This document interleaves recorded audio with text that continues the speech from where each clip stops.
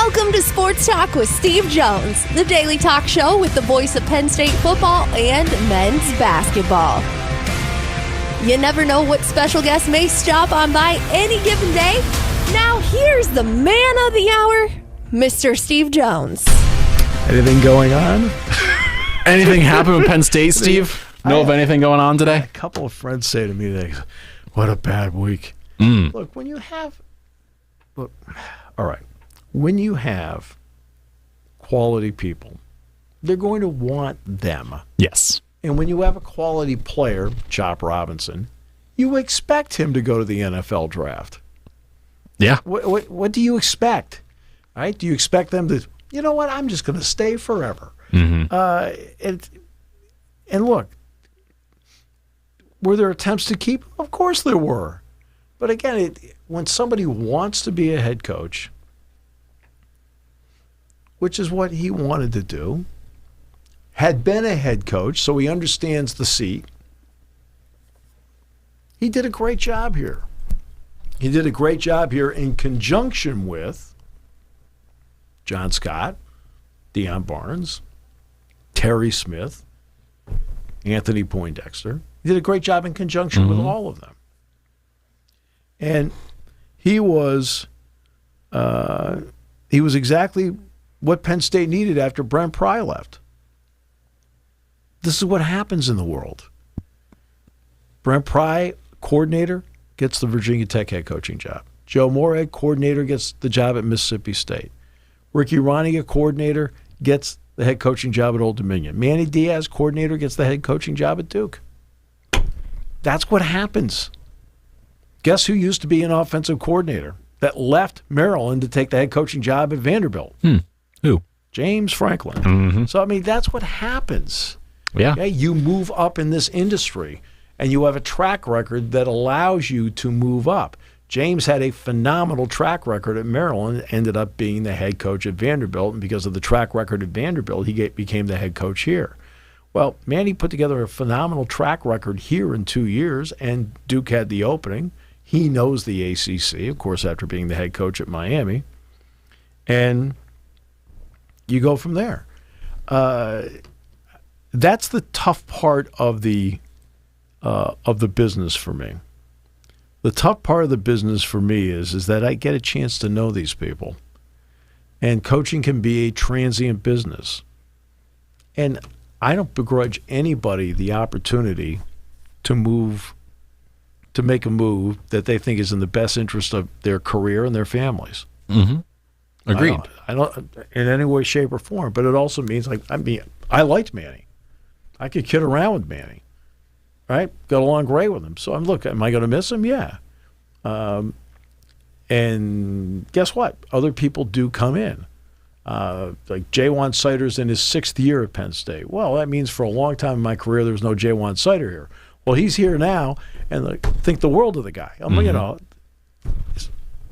It's the way it works. You miss certain people when they leave, and other people come in, and you end up. Okay, I mean, I'd only talked to Mike Rhodes once in my entire life, one time, and it was before they played VCU in the Jordan Center during COVID.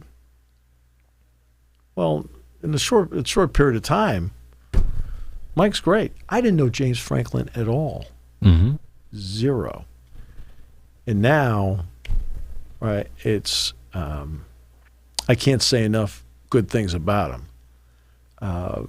So fortunate I get to work with somebody like that in a lot of ways, and talk to about whatever, whenever the occasion arises. Yeah, you go from James Franklin and Mike Rhodes to Kyle Leff, but Manny Diaz has now officially left. So that's and that's the hard part of the business for me, when people leave, because what's going to happen. Everybody knew at some point Manny was going to happen. He was going to stay. Even Brett Venables eventually left Clemson.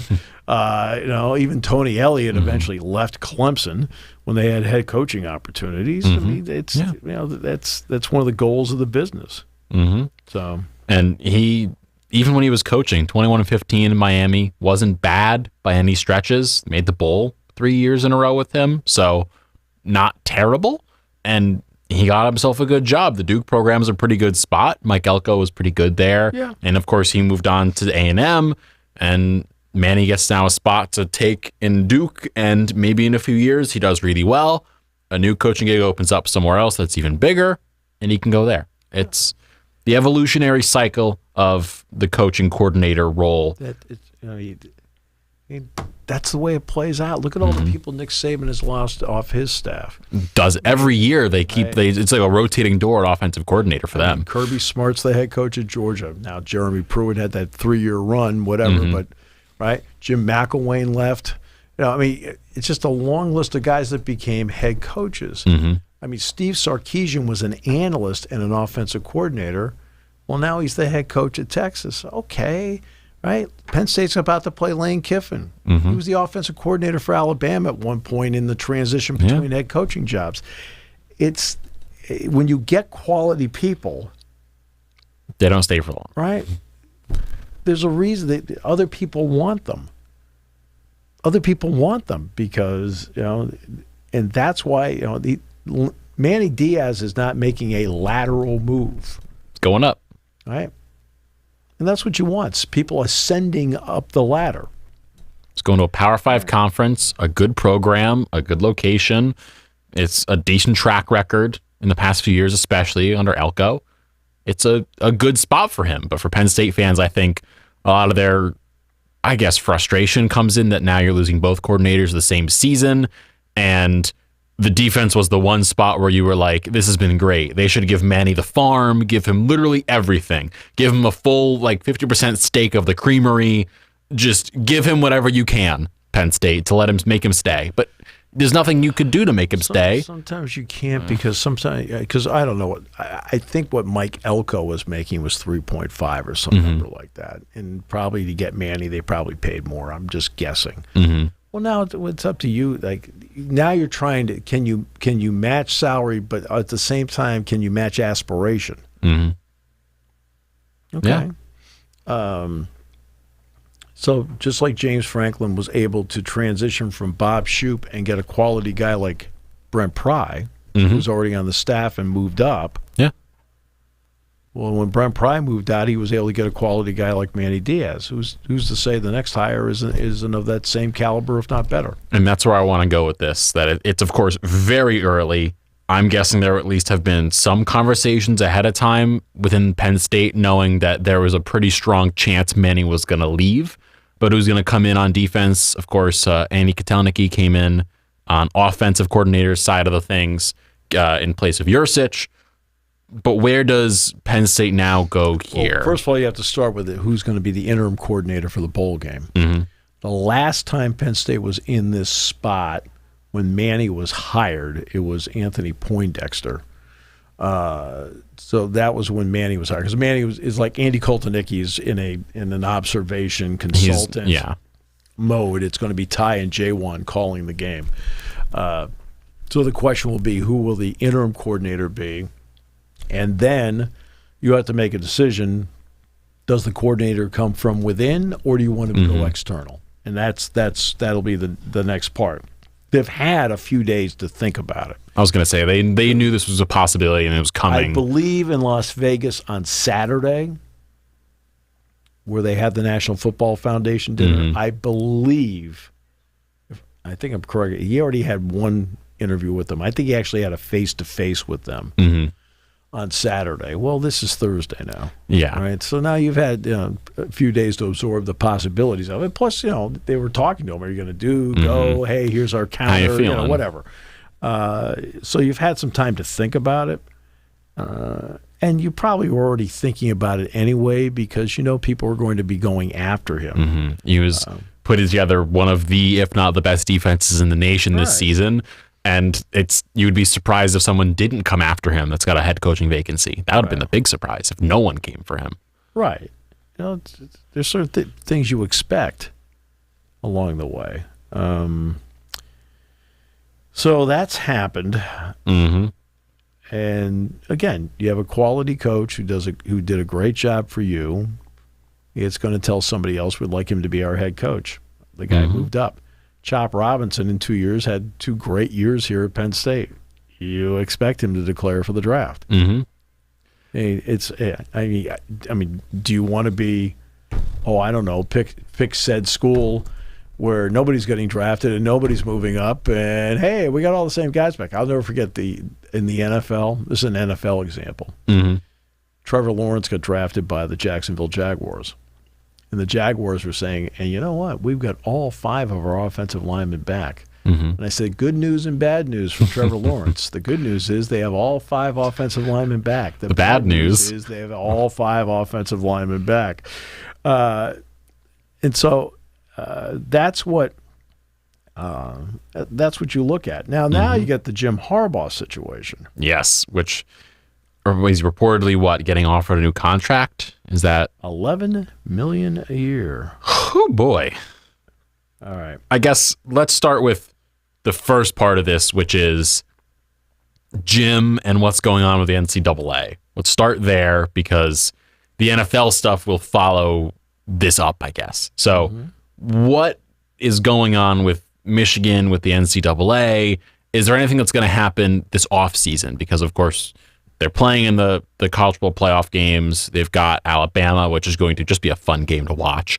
But what is happening after that and the championship game if they're playing it? What happens to Michigan? Like, what happens to Harbaugh? Is he suspended? Is he back? What's the deal? You know more than I do. I defer to you at all times here. No, I don't know more than you do. All I can do is guess. If everything was so great at Michigan, why did he interview for the Vikings job? And please don't ever sit back and read the mumbo-jumbo press release that was put out. This is where I always wanted to be. Well, why'd you spend 9 hours interviewing in Eden Prairie, Minnesota with the Vikings if this is where you wanted to be? Why weren't you recruiting? Whoops. Okay. What will the NCAA do? I think this is a case that between what he's accused of in terms of lying to them, that's what he's accused of. I'm not saying he did, but I'm saying that's what he's accused of. Yes. And the sign stealing scandal, which is, to be honest with you, that's just flat out cheating. And that I think that the combination of the two is enough for them to come down on Michigan. Be a surprise if they didn't. I mean, this. Remember this part, especially when it comes to the NCAA. They will give in basketball certain leeway to the North Carolinas, the Kansases, the Kentuckys of the world. Sorry, but they have. Yeah. Because guess who runs the NCAA men's basketball tournament, and it's their primary moneymaker? The NCAA. Who doesn't run the college football playoff? I think it's 4 letters. Is it NCAA? So they're not going to be as, gee, what about this? No. I don't think. So do I think there is a possibility the NCAA comes down and hits them pretty good? I do. And the reason I do is the NCAA doesn't really have a dog in the hunt on this thing. Now, how does Michigan counter it? Do they sue them? Who knows, right? It's going to be a fun off season. Right. But do I think it's going to, in the off season, it's going to happen? Yes. I really do. And they, but they don't care. See, that's one thing I found interesting about the Michigan attitude about all this is that they don't care. Nope. And they have basically taken it as, so what, and they'll backhand you over it. Now, the NCAA investigation about COVID recruiting and so forth, I'm not going to really get get into it because I'm not going to say I'm completely knowledgeable about it, so it'd be unfair for me. But what he's accused of is lying to them. I didn't know anything about it, or this is over a cheeseburger, I think, or something like that. Like they're like, this isn't over a cheeseburger. Science is the only scandal I will talk about. And as we'll point out, can you steal signs? Absolutely. Right? You're sitting there at the game and you can figure out what their sign is for a draw play. Absolutely. If you're sitting there and you're pouring through every iota of tape, TV tape, all 22 tapes, and you can get enough signals to figure out what they're doing, absolutely. That's part of it. But they have explicitly said since 1994, this is not a new rule, you cannot go and scout a game. So in other words, Kyle, Penn State is going to play Duke, West Virginia. Yeah. Let's say West Virginia. All right. And I know it's the opening game, but say it's like the third game of the season. I need you to go down. West Virginia is going to open the season with a Big 12 game against Iowa State. I need you to go there and do an in-person scout. You can't do it. Now that's in-person scouting. I haven't talked about signs. Right? So what they're doing is they hired people with their iPhones, essentially, and all they did, instead of watching the game, was to film the sideline for offensive and defensive signs. Right? Well, you're not allowed to do that because you're already not allowed to send somebody to scout the game anyway. Right? And then this. And they've been doing it, it is alleged, for 3 seasons, 2.5 seasons, to the point where, in the end, what happens when you're getting away with it, what happens to you? You get sloppy. And they got sloppy about it. By using Venmo publicly and just buying tickets on the open market and just stupidity. But the next part of it is them saying that people don't know. What do you mean they don't know? Why is he standing down there with you? But you don't think that this guy who wrote a manifesto about wanting to be the one that runs Michigan football wasn't bragging in the building about what they were doing? I mean, let's use some common sense here, right? Everybody in that organization knew they were doing it because he was proud of it. Okay? He was proud of what they were doing. And you can see in the sidelines, like something happens, they're all jumping up and down. Hey, why are they all jumping up and down for? First play Ohio State game last year, right? When Stroud called out something at the line of scrimmage, they're all jumping up and down as to what they're doing. Like, okay, that was interesting, right? He wasn't the only one jumping up and down. So they knew, right? And that's the part that, it was brazen. And their response to it is brazen. There's no contrition. There's nobody. When have they apologized for it? Or when have they, better yet, not apologized. That's wrong. No. When have they denied it? They're probably going to be number one, Steve. That's what they are. Right? What moment have they vehemently denied they did it? Where was that press conference? We absolutely did not do this. It was just it's been gaslighting. It's been, how dare the NCAA accuse us of these things? Everything has been about, how dare you accuse us? It's a rallying cry. It's us against the world. It's like, okay, well, guess what? Make room in the archives at the library because those 2 Final Four panders are going to have company.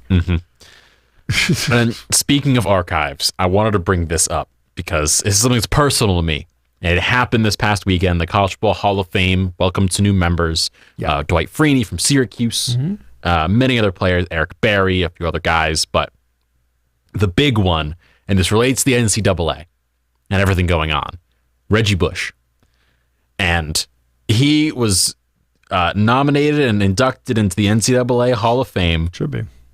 Because he should be. He's been one of the greatest players ever. I do not understand the NCAA's stance of we're not going to go back and give him back his Heisman. It doesn't make sense anymore. It doesn't. There is nothing he did in today's game that's a problem. He didn't do anything problematic. I don't get it.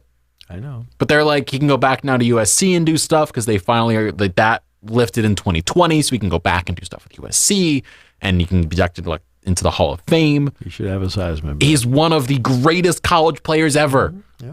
He's won a Heisman. But they're like, no, you haven't. Because we're the NCAA and we get to make our own rules at all given times. I'm sorry. It's mean. I'm sorry. I just frustration. It was accused, I believe at the time, that his parents got a home or something like that. It is also alleged that when Jordan Addison left Pitt to go to USC, that part of the deal was he got a home. Yeah. I'm saying, I don't know.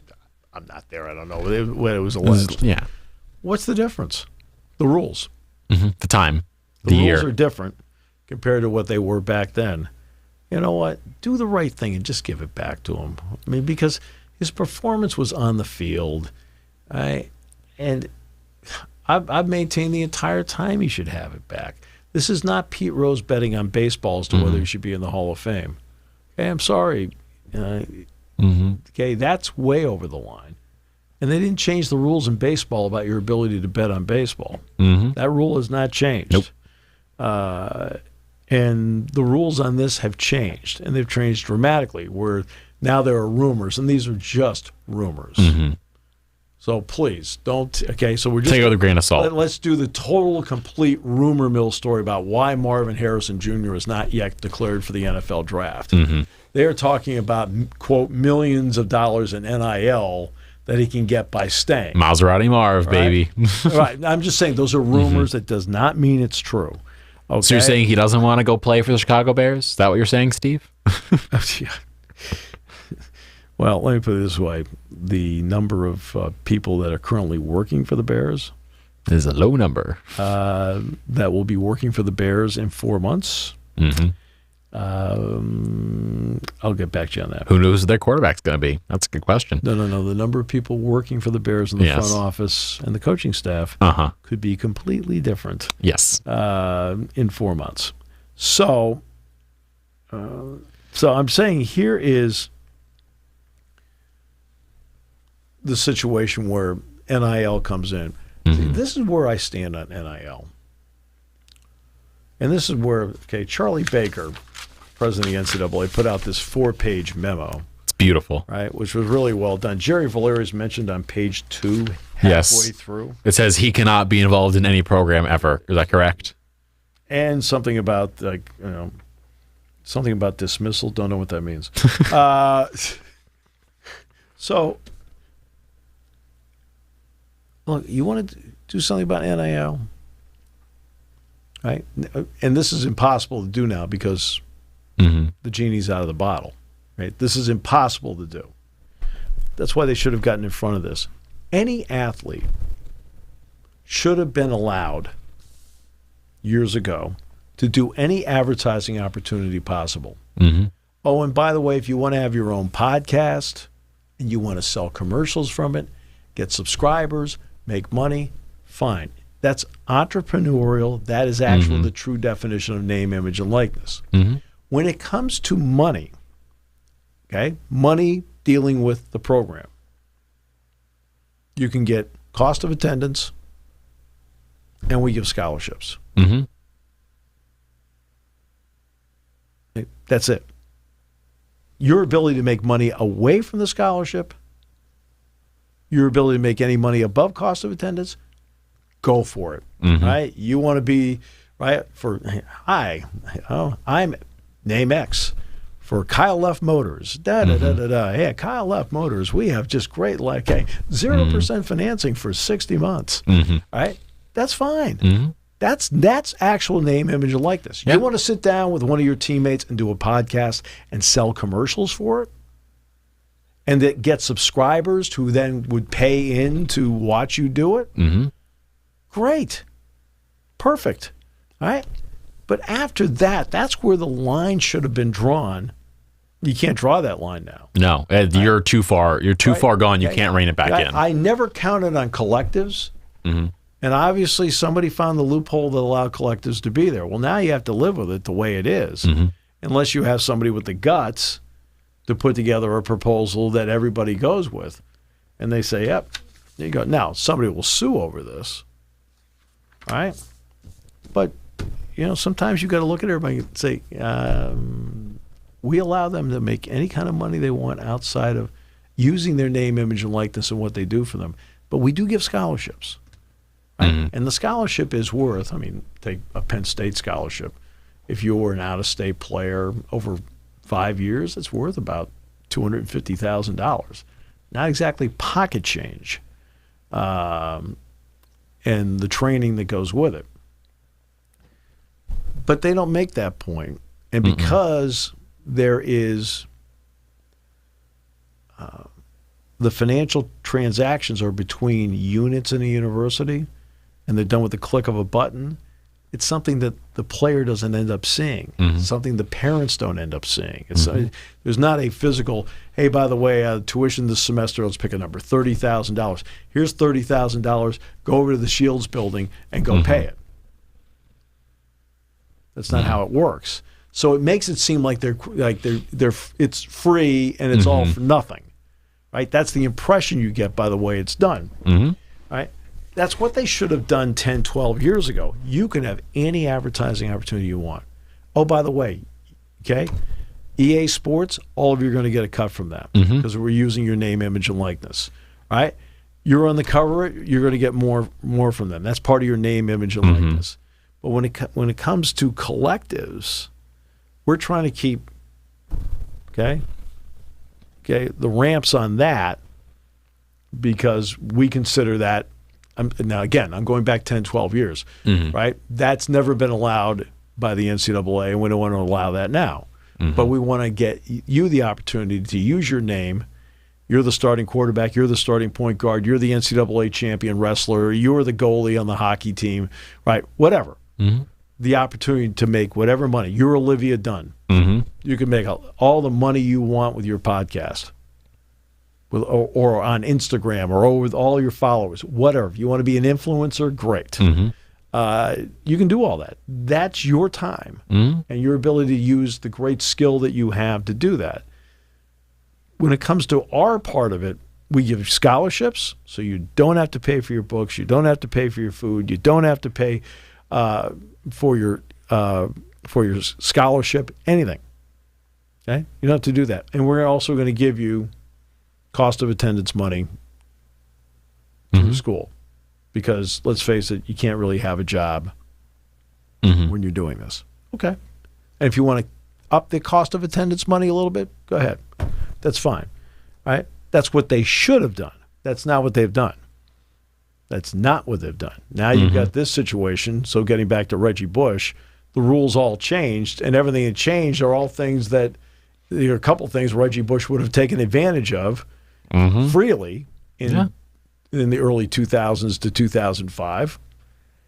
And now that bothers me. He doesn't have his Heisman Trophy back. It bothers me because it doesn't match up with today. He deserves it. And I remember there being things happening over time in terms of weird NCAA rules that really never made sense even when they were around. Like I think it was it UConn back in the late 2000s or early 2010s where Jim Calhoun had bought the team like food because they were on a road trip and they needed to eat. And some of the players didn't have money to go and buy food. And he was like, I will buy you food. And he did. Yeah. And then the NCAA was like, how dare you buy these players food? And he's like, my players needed to eat. Like, I'm not going to let them go hungry because we can't get to somewhere else where they can. No, they do a lot of asinine things. For example, it's pouring rain out. One of my students needs to go to class. This is back in the day. You could not pull up, hey, get in my car. I'm going to drive you over. And I drive him over to class. So in a monsoon, he doesn't get, or she doesn't get soaked. That was a rules violation. Like, really? Okay, this is where common sense does not meet up with rules. Now, you do have other things, for example, where keep going with UConn, 2014, and I was down in Dallas, right? Because that's when Dick went into the Hall of Fame, the U.S. Basketball Writers Hall of Fame. And Shabazz Napier telling everybody, well, sometimes we have to eat ramen noodles and oh, these poor kids. Like, poor kids. Mm-hmm. Do you know how much food is thrown out every year at pregame meal, breakfast, lunch, and then there's the world famous snack, which is a fabulous buffet. Right? They're getting food all the time. It doesn't mean they're getting food every day of the week. Yeah, are there some days where guys need or women need to go out and get ramen noodles? Yeah. But season started for UConn that year in the preseason in late September. It ended in the first week of April. From that point on, you know how many training tables Shabazz Napier had? Oh, everyone's like, oh, the poor kid. The poor kid, what? The poor kid ate better than all of you who are writing this. But again, why do people pick up on that stuff? Because they're not around it to see it. Right? If people actually have been around and say, hey, look, guys, you don't realize, like these are like the perfect eating machines. Okay? All right? They have the opportunity to get all sorts of, right, all the time. And they don't have to pay anything for it. Right? Now, of course, now they do have fueling stations, nutrition stations, which, yeah, it's great. They should have had that anyway to begin with. So it did lead to that. But it made it seem like everybody was cruel and whatever. It's like, that's not how it goes. I mean, you don't understand. Like, Napier has been on a food roll here for months and months and months. Speaking of basketball, I want to go to the pros now, because last night was the semifinals of the in-season tournament in the NBA. Was this at the Sphere last night? It wasn't in the Sphere. I think it was MGM, or it was somewhere in Vegas. Okay. It was at one of the different arenas there, one of the places, T-Mobile Arena. So it was where the Aces play. It's where the Golden Knights play. Yes, it was there. Let's go with the Stanley Cup champions. Yes. And it looked awesome. I mean, fans looked like they were having a fun time in Vegas. The court was wild. The court was blue with a big red stripe across the entire thing with the in-season tournament stuff everywhere. And pregame, TNT and ESPN did like a crossover between Inside the NBA and the NBA Countdown crew, which was chaotic, I think is the best way to put it, where there's two sets and they're shouting back and forth and there's 9 people talking at the same time. But the main note from this, the main takeaway so far, is that Tyrese Haliburton's a stud. And I want to talk about Haliburton a little bit. And my main takeaway is this: the whole thing's a sham. It might be, but it's added at least. NBA players have been saying, you know what? It gives them a chance to win. If they win, do you want to know why? Because they're all getting $500,000. Well, that's the point. Bonuses. But there are a lot of players that are on the two ways that are on 120, 130 grand that are going to make $500K from winning a game. Or in the case of the players that got to the semifinals, they got 100. If you make it from the semifinals to the finals, you get 250. What's the date? It is December 8th. Does anybody on December 8th, outside of a pool of people, care about the NBA? Not as many. No. But this is a gimmick. But it's all it is a gimmick. I could care less who's in it. It has brought, I think, the reasoning here for me, which I've understood more of now watching this happen, is that no players cared about November, December games. At least now they have a reason to care, which is like, we can make 100K, because Kawhi Leonard and Paul George and all these guys would sit out every game. And now it's like, okay, if we don't sit out, at least we've got some chance. And there's all these weird rules with the scoring. So you had the Celtics were hacking Andre Drummond every 10 seconds to make it so he had to keep shooting free throws like Hack-a-Shaq. That's because it's a gimmick. Yes. Okay. But I'm here for it, Steve. I'm here for it. I'm not. I mean, the Pacers-Bucks game was on last night while I was doing It was a good game. All right. So I glanced over a couple times. All right. Do you think I went home and watched it? No. No interest. Okay. Do I love basketball? Yeah, but I don't want to watch this. No may I hit you with a Tyrese Haliburton for a second? Sure. Which is that Haliburton, in his season and a half in Sacramento and his first season and a half in Indiana, had not played a single game on television, on primetime TV, on TNT, None of those. Hadn't played one. And now, back-to-back, he's got 2. He's going to get a third one, and he's going to have one more later in the season for the Pacers. The reason for this tournament, which I think is a positive, is that you did get these teams like the Pacers, who all of a sudden get a shot on primetime TV. They're not going to win anything in the playoffs this year. They know that. Their defense is hellacious. But their offense is currently on pace to be the greatest in the NBA. And they get to just ball out and have fun. And they're in Vegas having a fun time. And it's fun to see a star in the making. Because so often in the NBA, the stars are hidden away until all of a sudden they peak. And they're like LeBron, we knew was going to be a star. Melo, we knew would be a star. Dwayne Wade, that 2003 draft, we knew those guys were going to be stars. But we don't see guys like Giannis or Embiid until all of a sudden they're there. Haliburton's still young. He's still getting to that point. But you can watch him actually play a game. No one cares about Indiana. But now I do. Because I'm watching him throw lobs to Obi Toppin for behind-the-back dunks. And I'm watching him make these ridiculous shots where he's going up and under and behind his back. And then step back threeing over Brook Lopez. And he's doing the Dame time celebration in front of Damian Lillard. And it's fun. It's adding fun in December when nothing matters in the NBA. The NBA season goes start of the season, Christmas games, playoffs. Now it at least gives us something to watch. Those who like watching basketball now get to have something going on in their lives. And I like it. I'm here for it, Steve. The courts are wild. Some of the courts are bad. The red ones are terrible. The Heat's court is weird. It's got a full saying on it. But it's good. It's bringing eyes to the NBA, and it's making these weird crossovers and a possibility. It now means we get Tyrese Haliburton playing LeBron for a meaningful game when Indiana hasn't seen a meaningful game since, I don't know, Reggie Miller. Didn't get you? What day is this game going to be? It is tomorrow night. I've got a game. So. Didn't sell you. It's okay. I did my best. I'm off the air at 9:00 tomorrow. I believe it's on around then, actually. It's a late game because it's in Vegas, it's out west. But we got LeBron versus Zion for something.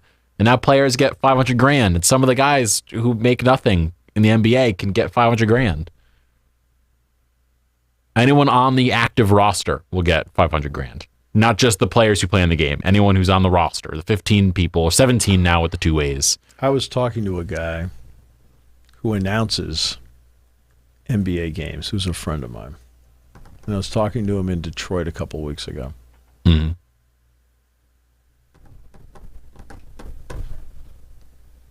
No. Didn't get you. No, it doesn't get him either. And he works at it. You know what? That's okay. That's okay with me. I tried. And speaking of trying. Well, first of all, let me start with this. Mm-hmm. Right. You are entitled to enjoy anything you want. That I am. You're entitled to be excited about anything you want. Mm-hmm. I'm thrilled that you're excited to watch Haliburton play against LeBron in what will be game 83, because they'll end up playing, each one will play their 83rd game. That's to each his own. Mm-hmm.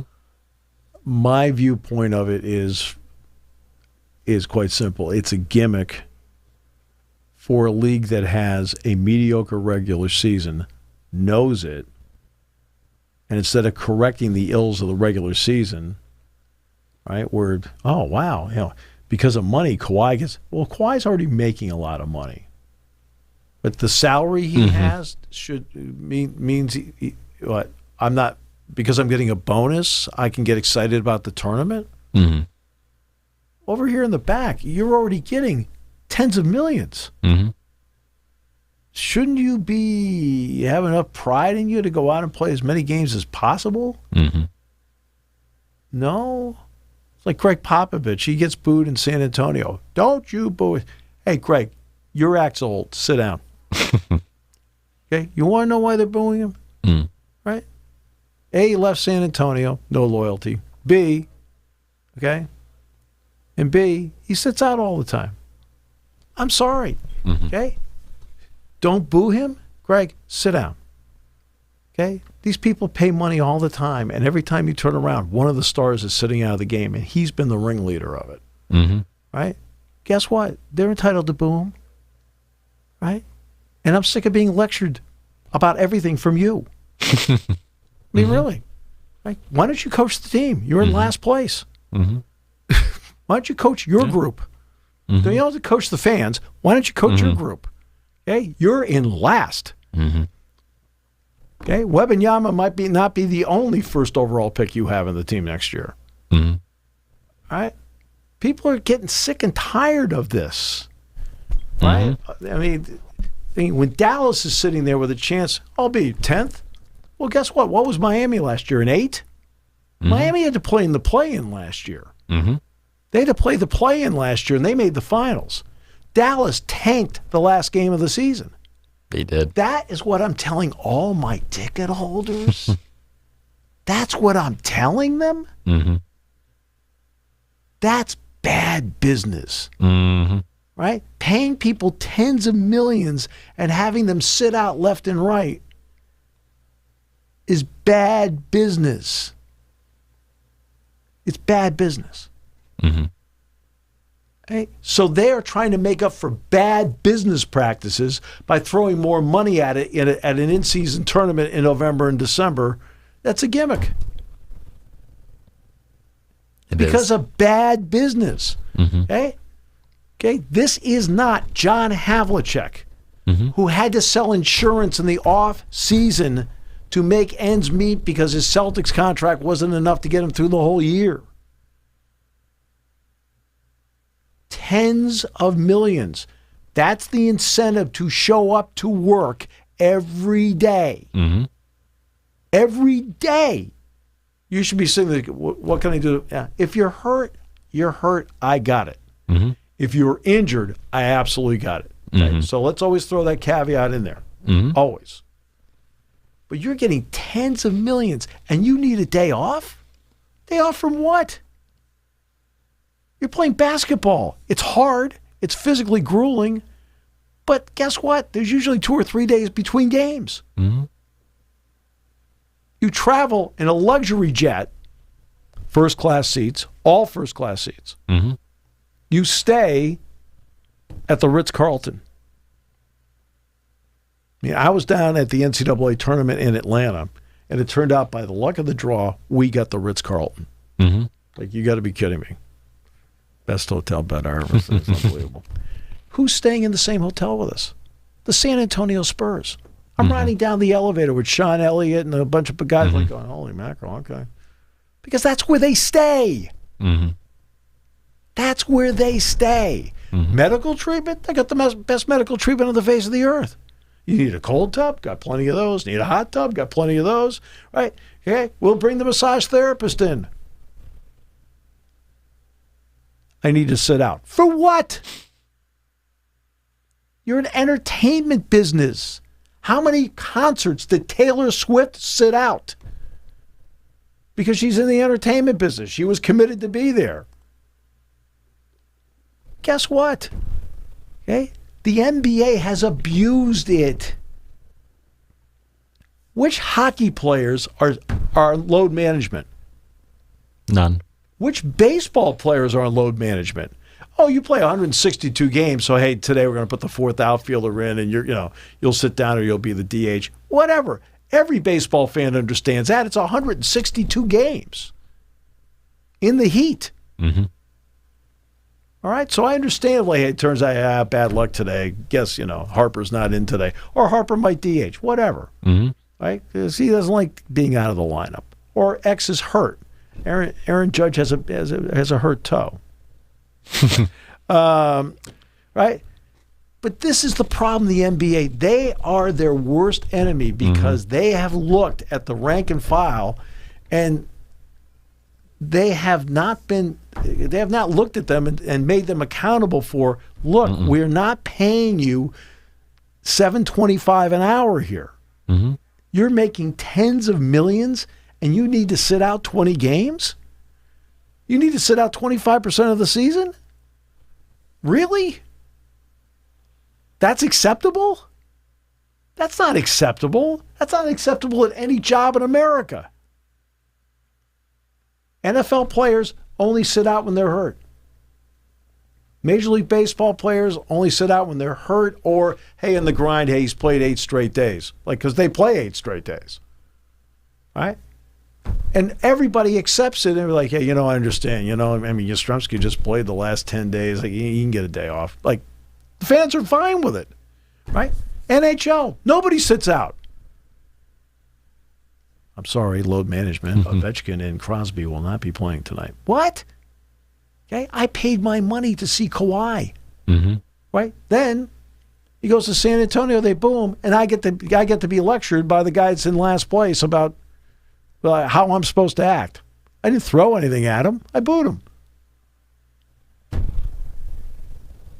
mean, I've got a big problem with that. I got a big problem with how they've gone about their business, and they have to have in-season tournaments like this and throw extra money at them. Like the two-way players, I understand, okay? I always understand that the lower-level players, that part I got. But, okay, what is Kawhi going to do with his extra $500,000? What's LeBron going to do with it? I mean, LeBron will give it to charity. I mean, I understand that. He's not going to keep it. That's just the kind of guy he is. He'll give it to charity. But what... Like, we have to have incentive? You already have a contract. You already have a contract, right? I've got to give you bonus money to play in this? Come on.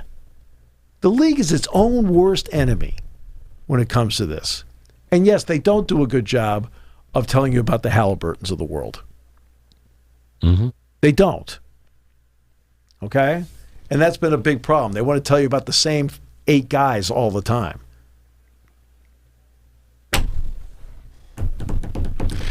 Yeah.